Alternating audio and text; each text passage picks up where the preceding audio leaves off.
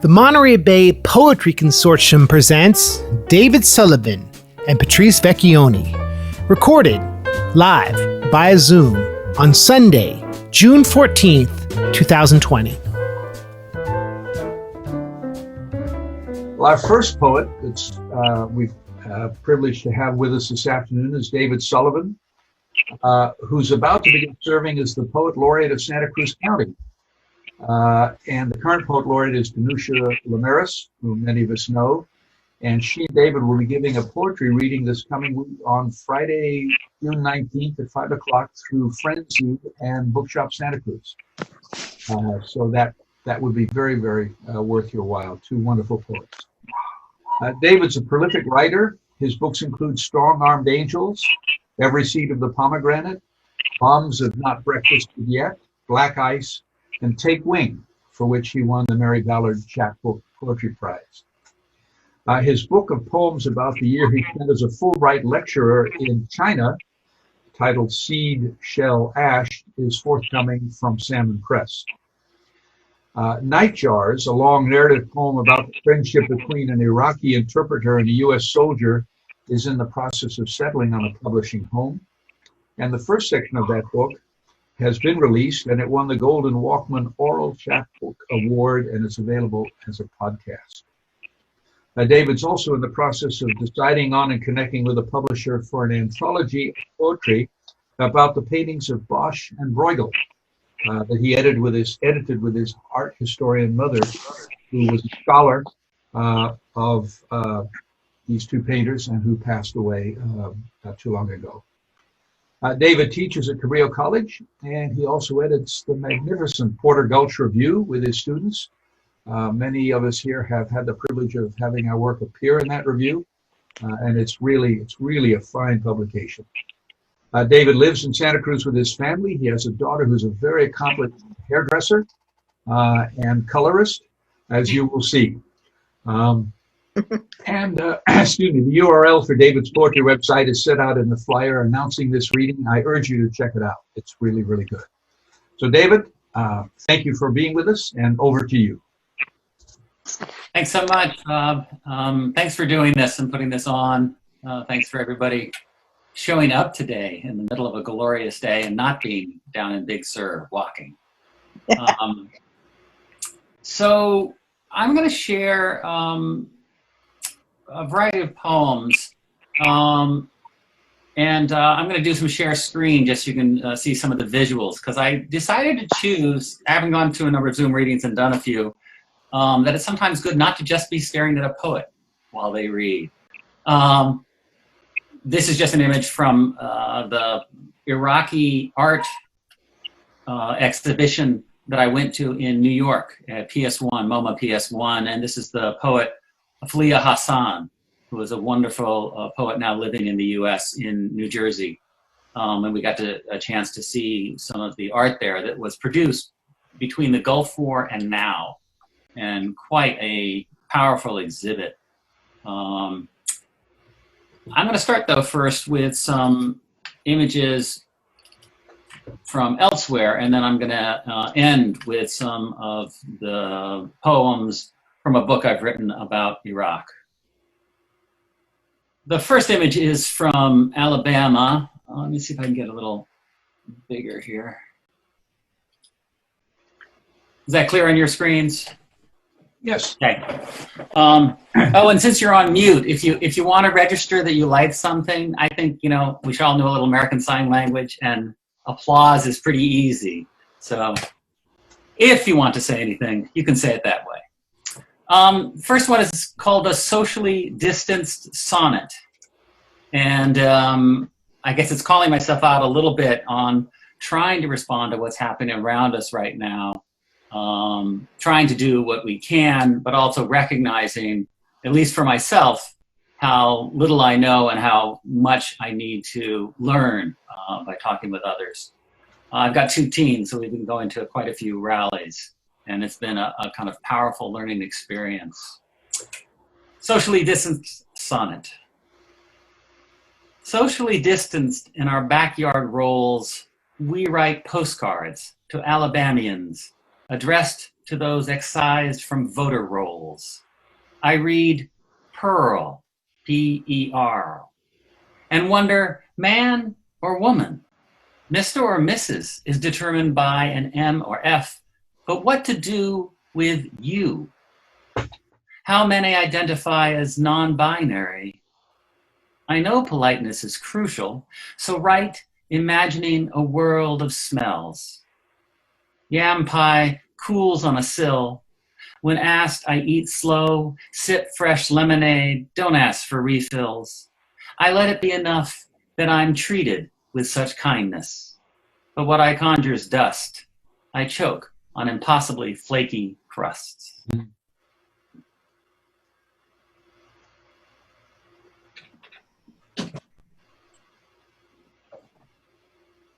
And this poem is a poem where I don't generally do concrete poetry, but my friend Jennifer Ruby challenged me to write an ekphrastic poem about this Brancusi sculpture called Bird in Space.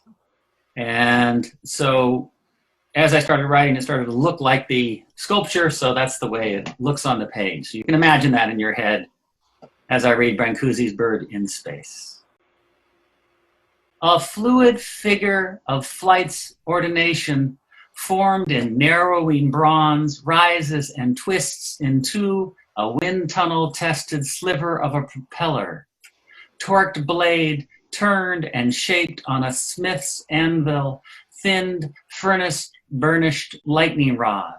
Bird's wind-blasted bone with underwing still shape notes singing of how we yearn to be this true, to be smoothly perfected, so light slices through us and cracks air like a whip's dance, like this strand of hair I pull from your mouth after our last kiss undoes us, and we find ourselves on foreign soil, sucking new air into new lungs, and again register the miracle of our bodies and come to believe they are capable of flight. Mm.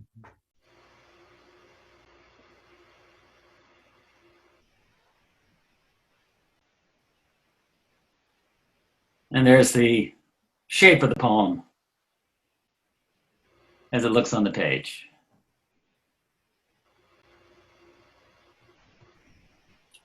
As Bob mentioned, my mom died now 2 years ago, and she was a scholar of Bruegel and Bosch and the satirists of the Northern Renaissance. And when I was 14, we actually spent a year in Vienna so she could see the Bruegel paintings in the Kunsthistorisch. And I spent a lot of time in museums with her. I'm actually trying to write a book about the paintings and about her. And so these next poems come from that book, the next three. This is considered probably the last painting Bruegel did. And my mom, at least, is convinced that it's still Bruegel's, even though some people dispute it. So this is a little sonnet about it called Et Si. Scholars dispute it because the brushed waves are ragged, the ship a slip of what Bruegel's hand could do when young. But she believes this stormy sea was his last painting.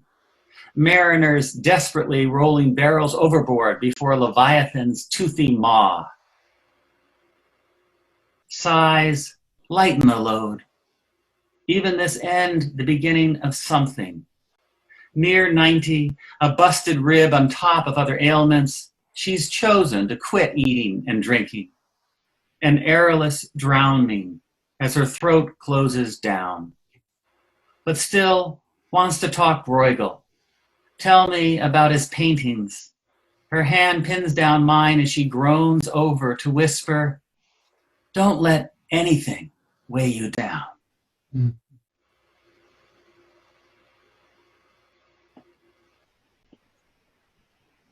And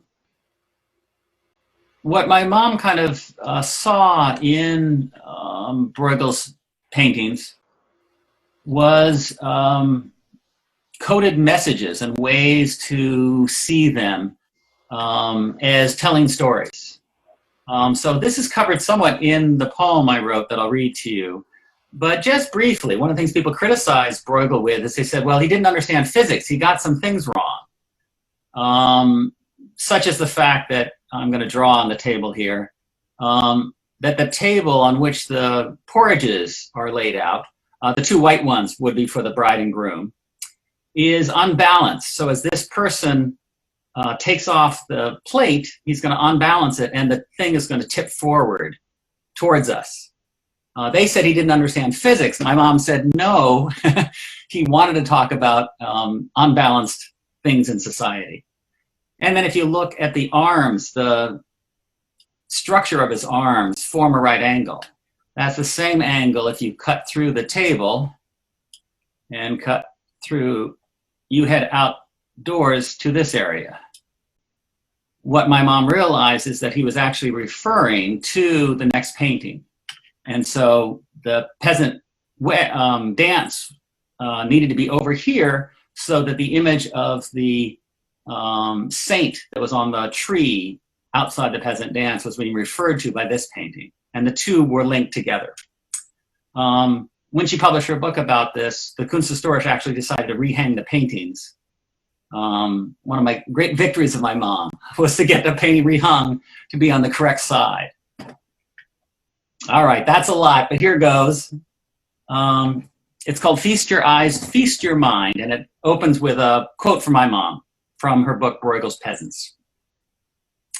The precarious balance of the old dancer in the peasant dance is matched by the unstable arrangement of the serving table in peasant wedding. 1. My mother wrote about how Bruegel unsettles things by showing what's about to tip, showing peasants about to trip. So in the wedding feast's crammed hall, the red-capped man removes porridge boils from the unhinged door that's being used for serving.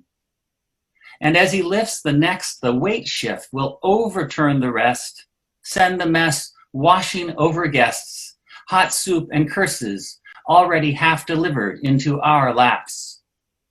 So what critics took to be Bruegel's lack of physics was meant to disturb us, leave us hungry. 2. In the neighboring painting,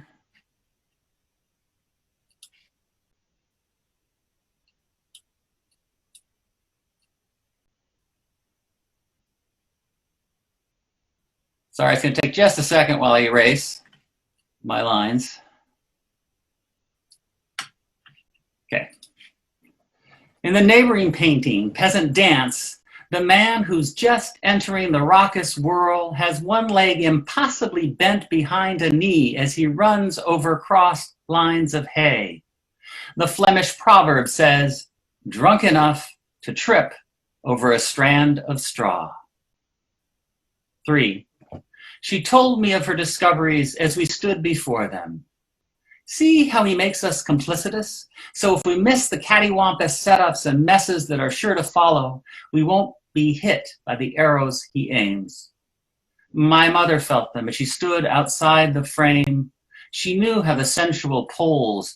When she cooked liver and onions her family couldn't stand, it was a delicious dark pleasure. And when she entered a painter's world of pigments and politics, it would eclipse hers. 4. Bruegel ground his pestle into azurite to yield an obscene green.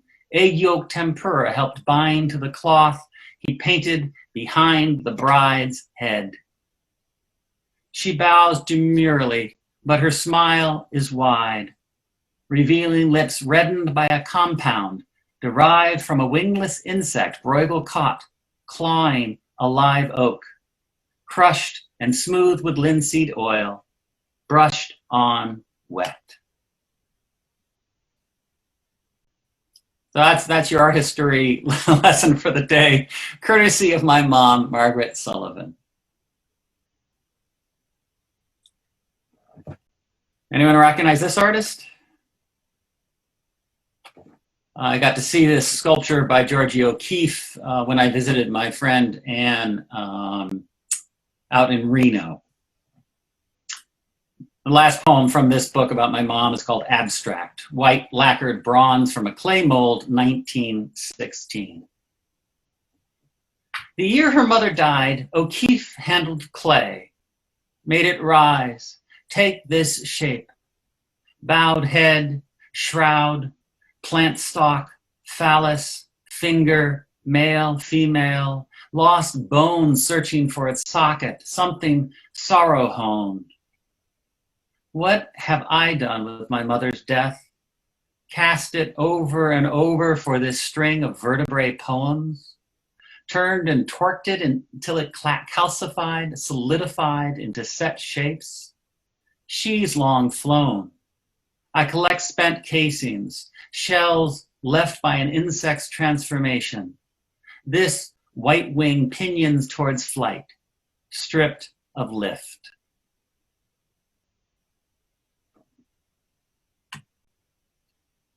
And in honor of the protests and the systemic changes needed in the US, I've been thinking and also in writing about protest in Iraq.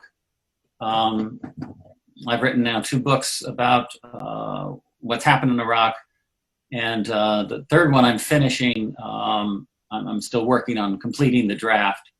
But a lot of it has been in connection with Iraqi poets whose work I'm co-translating with them. I don't speak Arabic, so they have to know enough English to help me. And Iraqi artists. And so these are a series ones about Iraqi art. And it's going to refer to Tahrir Square. Tahrir Square is kind of the focus points of protest in Baghdad, and it was pretty much taken over by protesters. And they didn't want violence within the square, so they set up checkpoints around the edges of the square. And to enter, you had to turn in your weapons, and they kept it free. And it's going to refer to a women's tent that was created where women only could go in and where artwork was displayed on the walls and women would read poetry. So this is called Grip, and it's after Muna Ali Ajafal's painting. That's the one you're looking at. 1. Body curls along the lines of trauma, deflects the next blow by playing dead, by being deadened. Knees to chest, she grips herself to protect her sex. Naked, yes, but not for me, you, or anyone. Inscribed by the pattern of the sheet she lies on, as if she could disappear into what holds her. She's built up from gray and white paint, as if stolen from an old crushed photograph. But spots of red dot the geometric abstraction of plants behind and on her, as if spots of blood laced the everyday, as if their presence weren't a dead giveaway that something isn't right, that this fetal crouch isn't restful. Though her head's tilted down and a rake of hair obscures her face, she's tense, tendons exercise, self-restraint. 2. The women of Iraq have set up a tent on Tahrir Square, a place where men can't enter. There, they share their words and art, hug each other until no one there will break apart. Muna's painting hangs on a billowing sheet. I've seen photos. One day that tent of safety will be seen throughout Iraq. One day this figure will unclench herself and leave the blood-dotted sheet for someone else to clean. One day there'll be no blood, no knees to chest, no need for self-defense.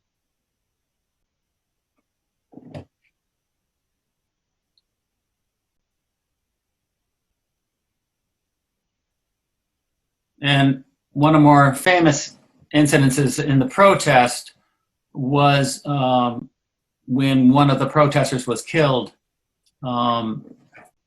And he was killed when a gas canister wasn't shot above the crowd, but at one of the people protesting and hit him in the forehead. And he died, I believe, 5 hours later. This is Shahada, based on Rokeya Hazim's artwork. The print is so carefully detailed, I can make out the Pepsi insignia on the can of soda his left hand grips, and in his right hand read a leaflet whose Arabic proclaims, peaceful protests. But his feet hang in midair, no context, street background, or sign of where he is, just his levitating form. Toes of shoes point down as he lifts up off the page. And my rising eyes catch his backward leaning chest, and then, yes, his head thrown back, chin up, and only then do I register the canister that struck his forehead. The spray of blood or gas leakage clouding the paper above him, lifting around his rising into martyrdom, like an ascending saint. But this body will fall back to earth. The gas canister that struck him, aim taken by the Iraqi military who were sent to quell the protesters, will clank on concrete or thud on grass, while this image will enrage them all. This body, dead again and again in the prints she prints and distributes. How many martyrs for a cause change? See the way his fingers tighten around the words? The way his chin points up to the sky? See how the sky's nothing but erasure?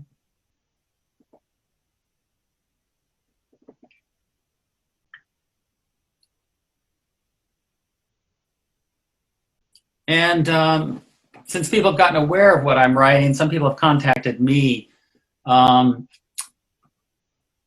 Gaib is an Iraqi artist who immigrated to the US and now lives and works in LA. And he did a series where his artwork is held by various people. So these butterfly-shaped newspapers. He's done a series of photos of them, and then together I wrote an 8-page poem, and he has combined 9 of his images, and he's creating an art book from them. So this is an image from the art book, and I'll show you 2 of the images from the book, and I'll read the last poem in the book. It's called Rise. Oh, and I should say that it's all in the voice of an Iraqi police officer sent to investigate what was happening on the square in Tahrir. And this is his poem when he's been kind of converted to the side of the protesters. Rise. Black butterfly wings beat music into skies that rise on black butterfly wings whose velvet hinges sing of migration patterns. Wind their way to Mecca and back. Bands of them bridge seas eyes that rise to travel with them as far as light shines. Seas mean nothing to those who can fly. We feel our shoulder blades flex like nascent wings, long for visas that would help us rise past borders we can't see, past hands that would seize us, past probing eyes that see us but don't see us. We fill the skies, rise with black butterflies, wear them as our true disguise. The upper air above Tahrir Square is singed with black wings. Rising ashes of burnt paper coalesce in flight. All the documents I wrote lift up as smoke that gods inhale. This, my thin offering. I'm no longer of the earth, but of the air. I'm these burnt words that whisper everywhere. Here's a second image from the book. And those are maps of Baghdad that he's put on them.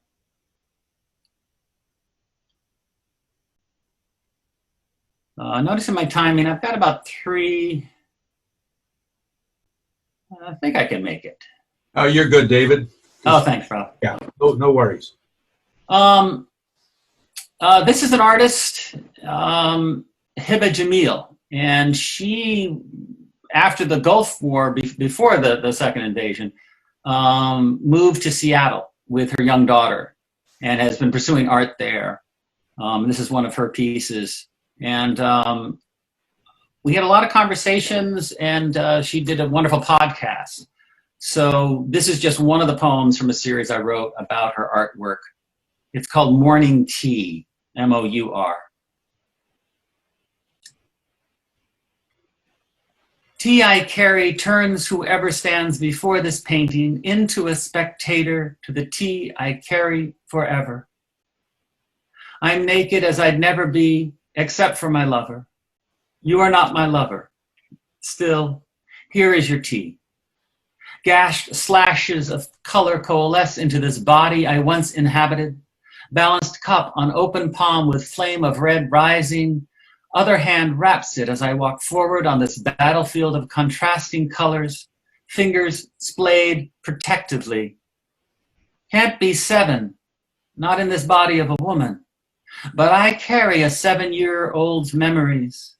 Dream carries tea a few feet, cardamom rippling in its glass, then it's thrown up, momentarily suspended, then everything, my body included, falls to the ground.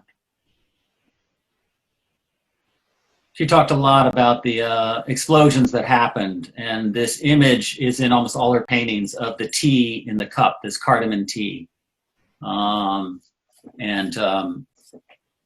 an explosion that broke the teacup and something that stays with her, and she puts in a lot of the paintings. This is another artist who does photo collages, and this is based on the photo collages of Hadir Hussein Radi. And I'll show you 3 of the images while I read the 3 sections of the poem called Tear. My world torn in half.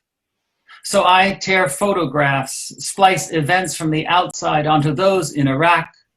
So the smoke canister launched at protesters arcs past the rip of paper into a rainbow that lands in the colorful US.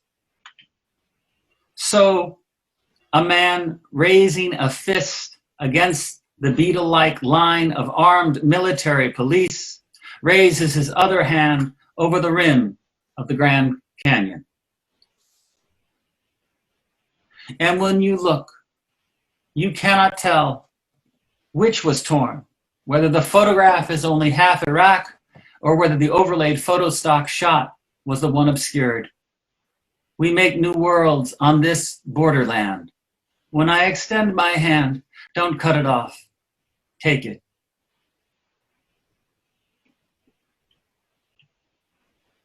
All right, last poem. Dark subject, but I think it's important to write about and think about, and particularly right now to think about the power of protests.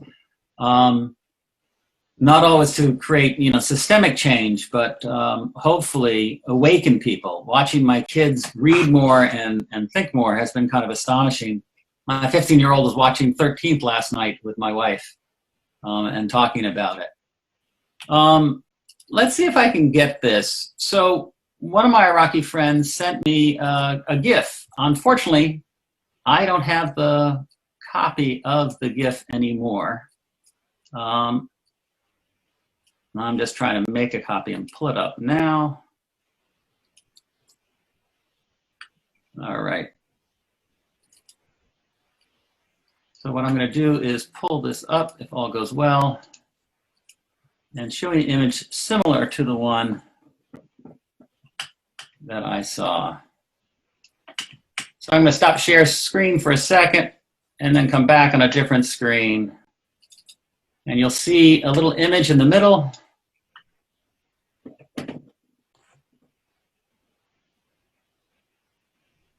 As much as I can show you of it,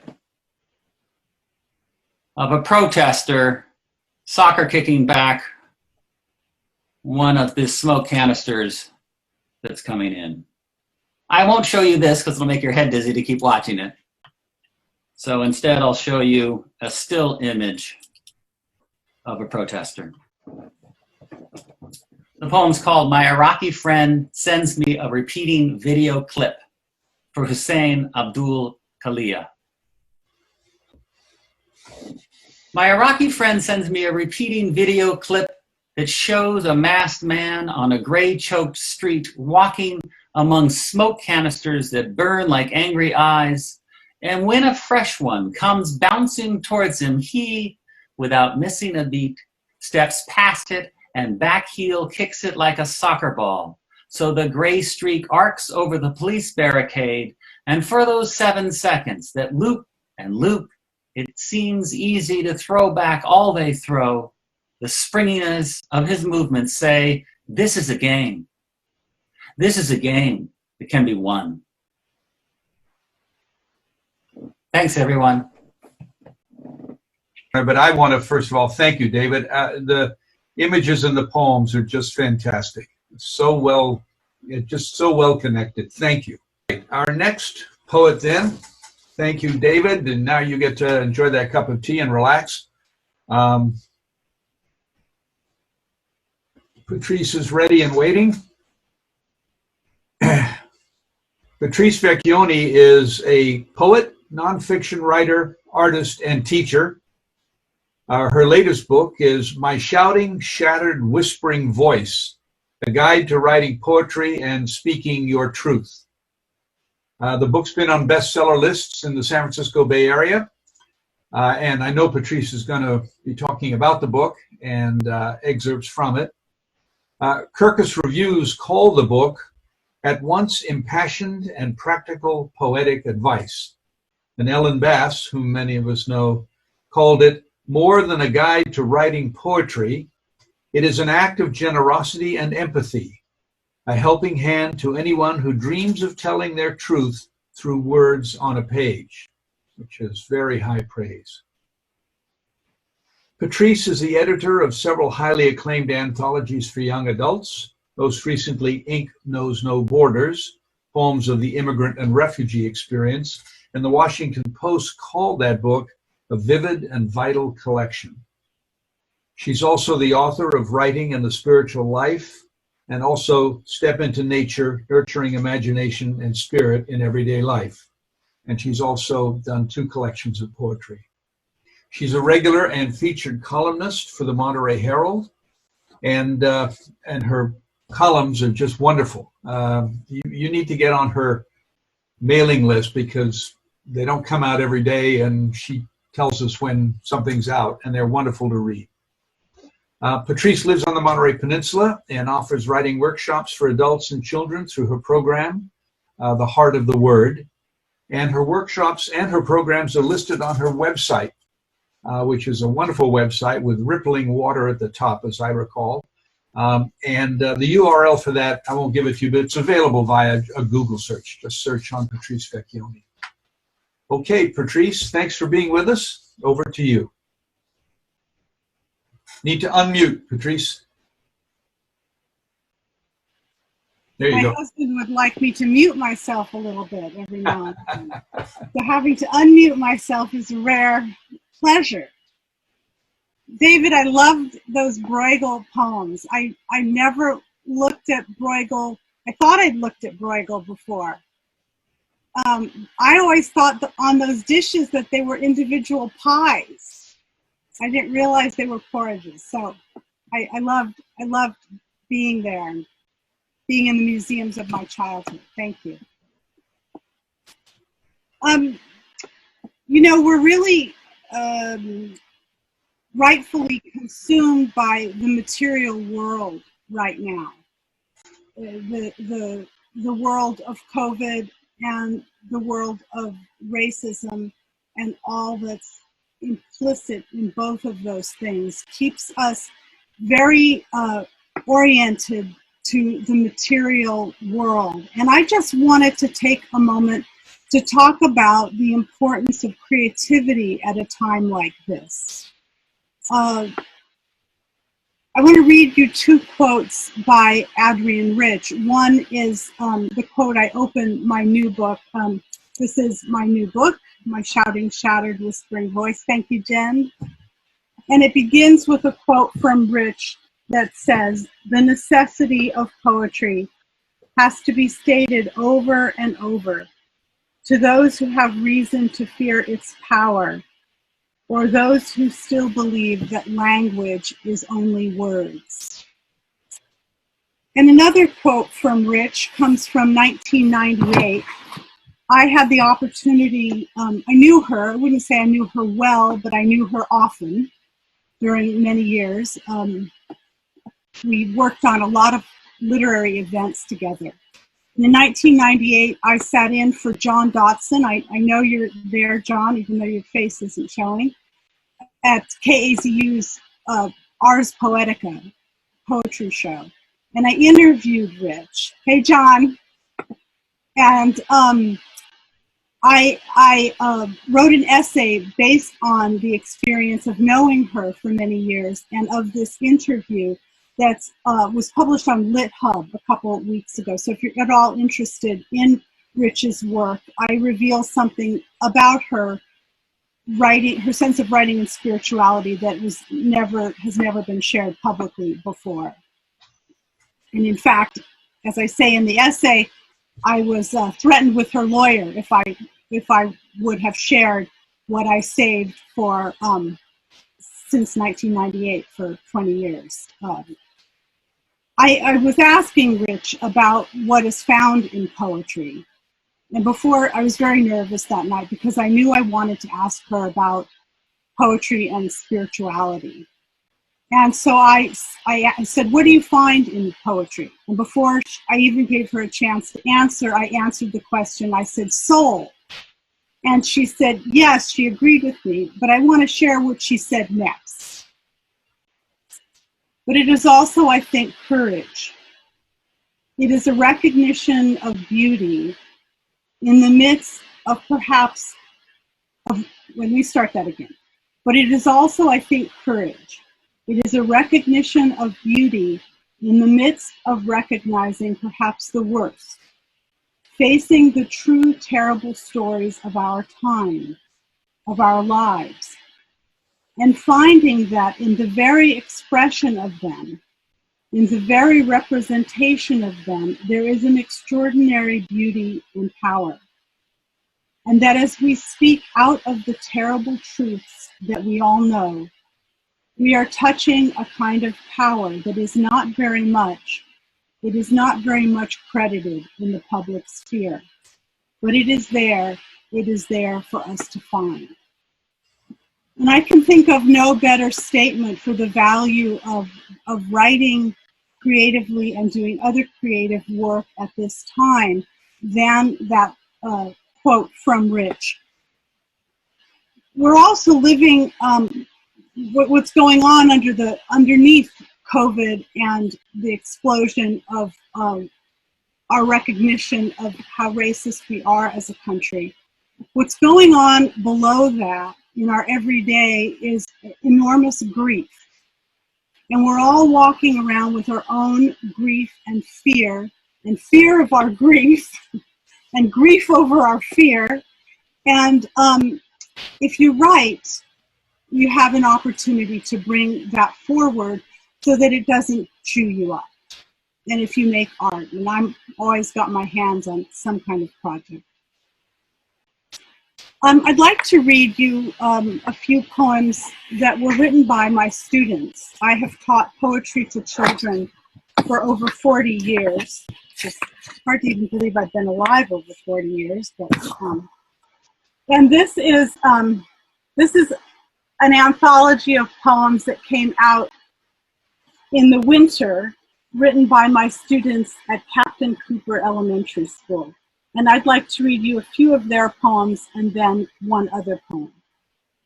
And this first one was written by a girl in the 5th grade named Sophia Ponce. It's called Where It Mostly Hurts. I'm afraid of happiness. It's not what you think it is. Happiness hurts you all the time. It stabs you where it mostly hurts. Happiness leaves us scarred in that spot. I never trust happiness. It never trusts me. If I had asked Sophia to talk about what she was feeling and how she felt about happiness, there's no way she would have articulated what she put in that poem. Because when we write, as I'm sure most of you, if not all of you know, we enter into another way of knowing ourselves in the world. And this is by a 3rd grader. His name is Manuel Vizarratea.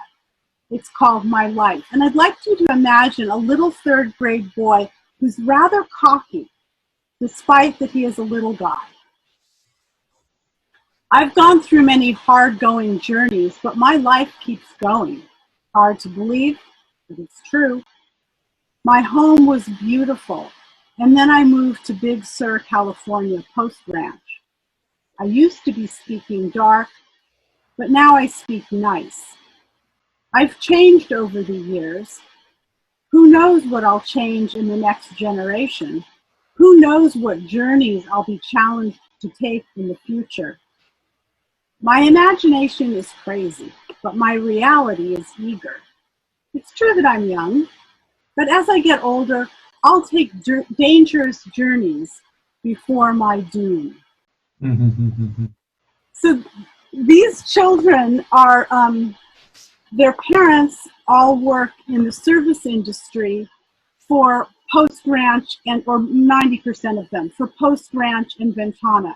They are legal and illegal immigrants, as if a human could ever be illegal for moving to another place.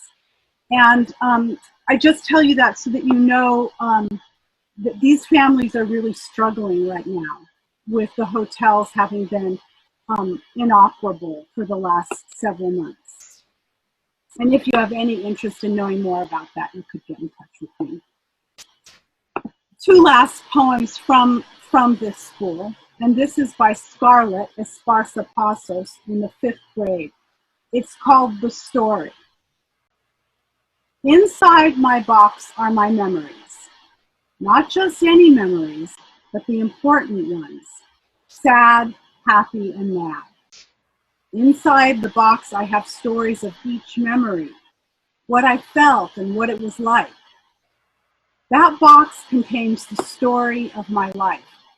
It started on the day I was born, and to this day, it is still going. When will my story end? That will be the day I die. When I pass away, someone will tell my story, and someone else will start their story. No one knows when their story will end, but when it does, everyone in this room will have their own story that someone else is telling. I think she has her PhD doctorate ready to go from that poem. You may know the publication Rattle, national poetry publication. Every year they do a collection of poems by children, and this is by a little girl named Eleanor, also a student at Captain Cooper. It's called The Dress. The apples and the roses take the pink. The lilies and the grapes take the purple. The crabs and the sky take the blue. And that is why the dress is yellow. When we write, we get to enter that kind of logic, that larger, encompassing, accepting logic. And the last child's poem that I'd like to read you was written by a student at Delray Woods Elementary School, which is just a few blocks from my home. It's called Turns Into. And I had read the children Maya Angelou's poem, Life Doesn't Frighten Me, if you know that poem. This is by Martisha Dunklin. It's called Turns Into. There are mosquitoes and flies and bees. But do you think I'm afraid of them? I don't think so. I'm not scared of anything except my room when it's dirty, or my dad when he yells. There is one thing I'm really afraid of, and that is when something you love turns into something you hate. 11 years old. I hope that my own work won't pale compared to those poems, but I'd like to read you from my new book. I would like to read you a couple of chapters from the book. This is toward the beginning of the book. The book is in 5 sections, and the first section of the book addresses the inner life of writing, I think is the best way that I can put it. And especially, I would like to thank Elliot Rukowitz Roberts for always being my reader when I need a reader. I'd like to read you two chapters. This is The Blue Mountains Far Away. It's called The Art of Listening. There's the listening we do when we're hungry and waiting to be called in for dinner, which is different from the listening done by the one who's calling you in from the kitchen window while stirring supper on the stove. Neither of those is like wishing to be called in for dinner, listening for the call that won't come. How often we listen not for the words themselves, but for what's beyond them, beneath or beyond them, the thing your friend wants to say but can't. I had a close friend in high school, and I'm going to stop a second and interrupt myself and tell my best friend is here today. We have been best friends. This is Gina, my friend Gina. She's in Michigan. And we have been best friends since we were in high school. And she knows the girls who are in this poem. And this is about Cindy and Pam, Gina. I had a close friend in high school who suffered at the hands of her older brother. But she didn't tell me or our other close friend until many years later. Too late for us to be of help when she needed it most. I think she was trying to tell us back then, but in ways I didn't know how to listen for. The kind of listening a poet does is one of the deepest kinds there is. Poems may require us to listen beyond ourselves in order to make our work whole and true, to incorporate the delight and strife present in our surroundings and communities.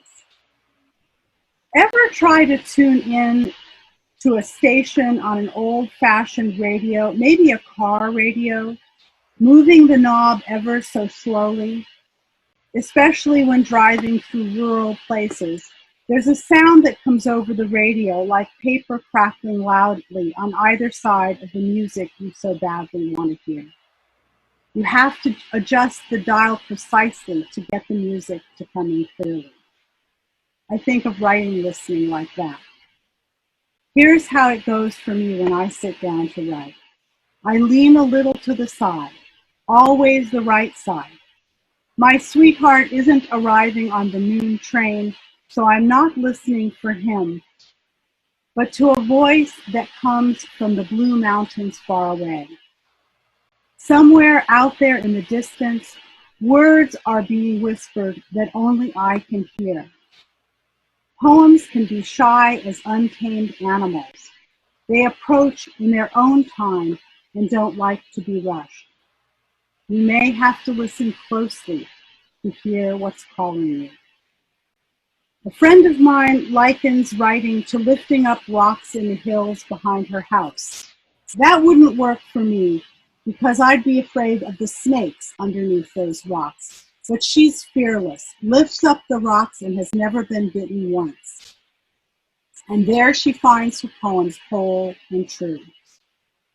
Often, as I'm writing one phrase, I'll hear the next one coming, ready for the paper.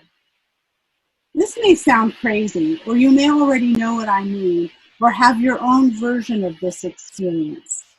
The more you write, the clearer your process will become. Trusting in it and tuning in helps a lot. And now I'm going to move to the next chapter and read you the beginning, or maybe all of that one. This is called Kinds of Silence. You know the silence that comes over you when listening to new music or looking into the eyes of somebody who maybe you love? There's the silence of listening to the churning ocean during a storm, and the way lightning makes us silent as we wait for the thunder. My least favorite is the weighted silence that comes from another after I've said more than I should have. For writers, there are times when silence matters more than words. Into that silence, you put your listening for what comes next, or you put your not listening because you're recovering from and assimilating what you've recently written. Writers talk about fallow periods. Like flowers in the garden, we can't bloom all the time. We need to rest, fill the well of creativity. At such times, if someone asks me, "Are you writing?" beads of sweat start to form and my face gets red. I'm thinking, no, damn it, I'm not writing a thing. And I get all guilty feeling inside as though I were in the wrong about my writing. Maybe there's something on the tip of my tongue that I keep biting in order to avoid. Or maybe it's one of those necessary quiet times. The American poet Audre Lorde said, "Your silence will not protect you." The kind of silence she's talking about is not one of those fallow times.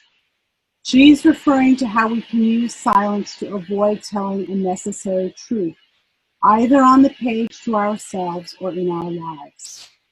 If these untold stories, those unwritten poems need to be told, their weight will press upon us. Getting to know your silences, to distinguish between their various kinds, is almost as much a part of writing as putting your fingers on the keyboard. And now sure is one of those times when we need to use our voices, when we need to not be silent in the way that Audre Lorde was talking about. Thank you. I'd like to read you a couple of maybe 3 poems, I don't know, I'll see, that are lighthearted, because I think a little levity these days is of much importance.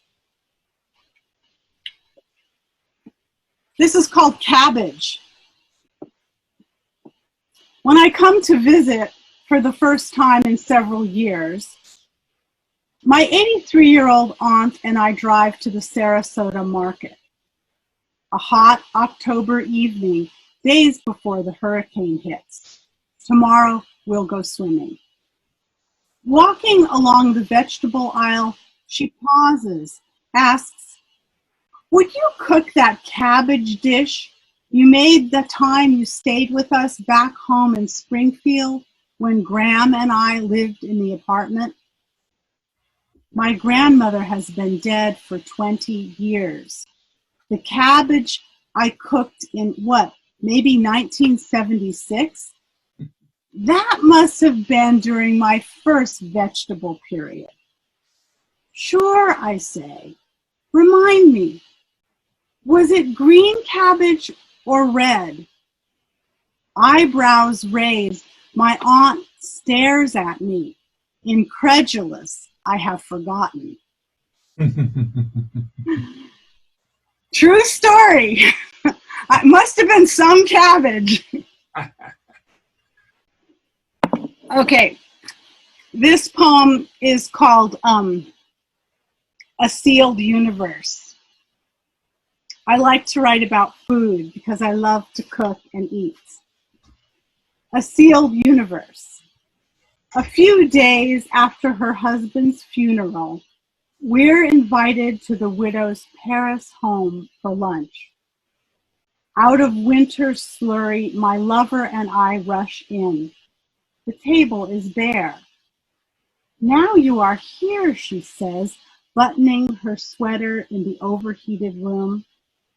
She opens the refrigerator, only a few condiment jars inside, and a fat tub sealed with a wide rubber band that requires all her little strength to open. "We'll eat," she exclaims, unwrapping a box of crackers. She makes 2 neat plates for us. White wine is served.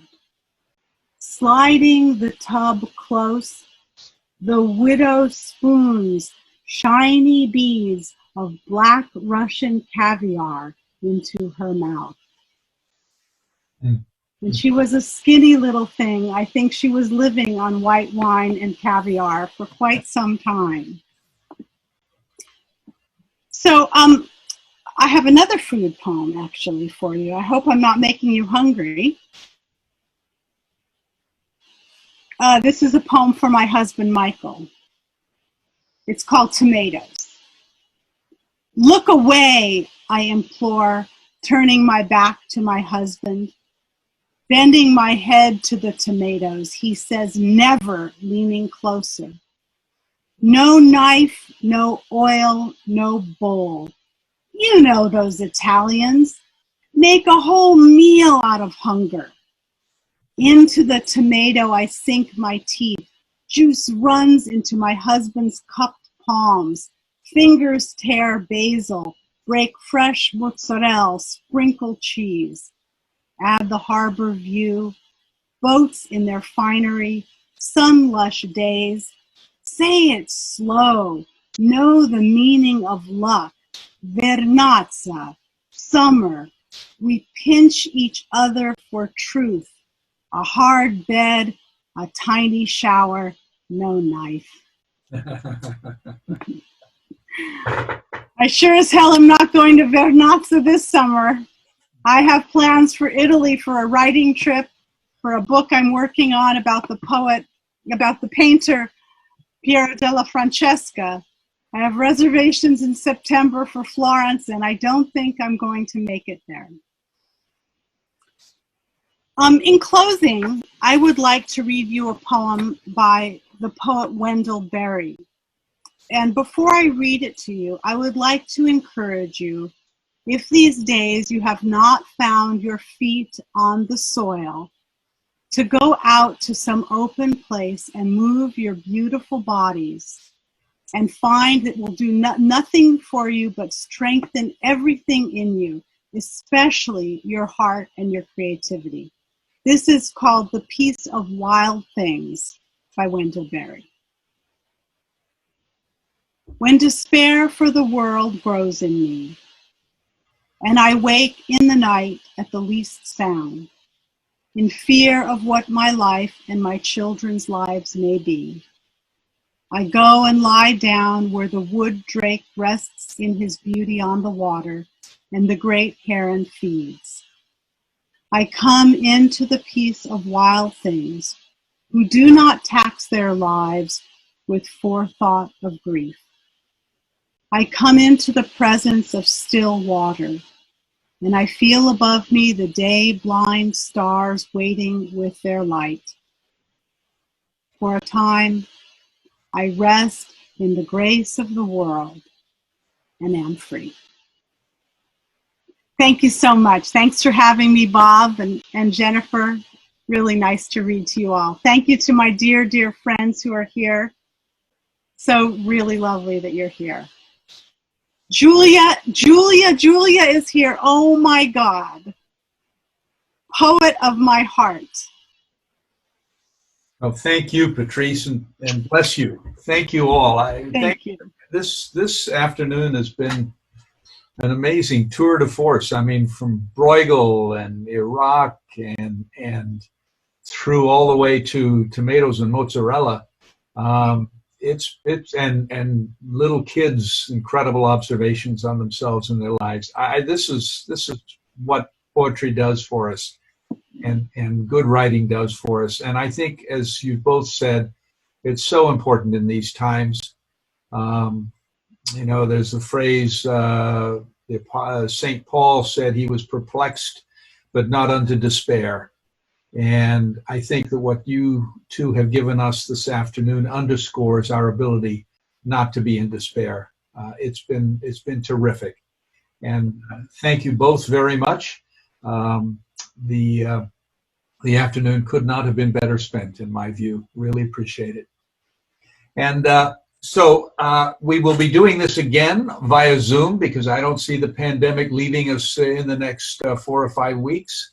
Our next reading, with details to be announced, will be Sunday, July 12th at 2 o'clock. And you're all invited to come via Zoom. Jennifer will be handling getting notices out. And then we'll get invitations out. And as I say, we are on Facebook. If you don't have a connection to the Facebook page, please make it, and you'll be able to pick up what's going on in terms of the scheduling of things coming up. And we're going to post an image of everybody here. In fact, I'm going to ask everybody to smile for me, and we'll do a screenshot. And that, folks, is going to appear on Facebook sometime later today or tonight. And in the meantime, thank you again. It was wonderful to be with you. And again, thank you to our two fantastic poets for just a fantastic, wonderful afternoon. Thank you. all. Thank you. Bye. Bye-bye.